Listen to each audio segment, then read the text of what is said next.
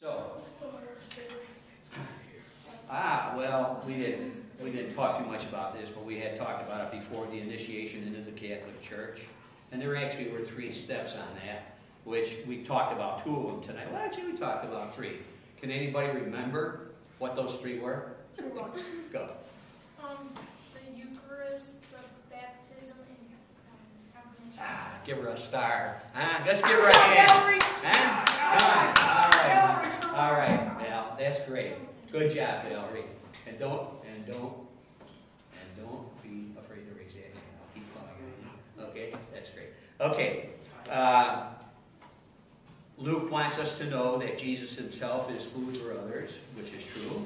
And the image of the way and of journey are at the heart of Luke's writing. So we can tell that by his writing about Emmaus. Now, here are a couple of words that we talked about today. One was Last Supper, right? Last Supper. What does that mean? What was that? It was the supper that Jesus had his 10 disciples come to eat. Yeah, and because he knew what was going to happen. Yeah, he knew that he was going to be hung. Well, he was going to be crucified pretty soon. Yeah. Yes. It's pretty much where the Eucharist started. Yeah. Yeah. Gee, that's right. Yeah, and he sat there with the apostles, and that's what he said, right? Okay, good. All right.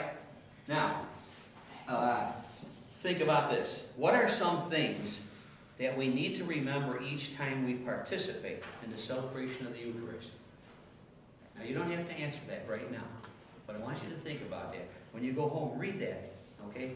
What are some things we need to remember each time we participate in the celebration of the Eucharist? We don't go in there just thinking we're going into Burger King and getting a hamburger. No, we got to give some thought to it before. That's okay. Before we receive the Eucharist. So keep that in mind. Let's move on just a little bit. We'll get right to okay. Where do you see that? Where does it say? On the bottom. Okay. Where it says so what? See, we've got what. Then we got what's what. Say what. So what.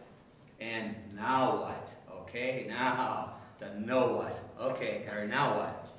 When we celebrate the Eucharist, we recognize that Jesus Christ is present in our lives today. What is, and keep this in mind if you want to write it in your book or when you get home, what is one thing you will do, we will do, me too, this week to share Christ's presence with others? Because guess what?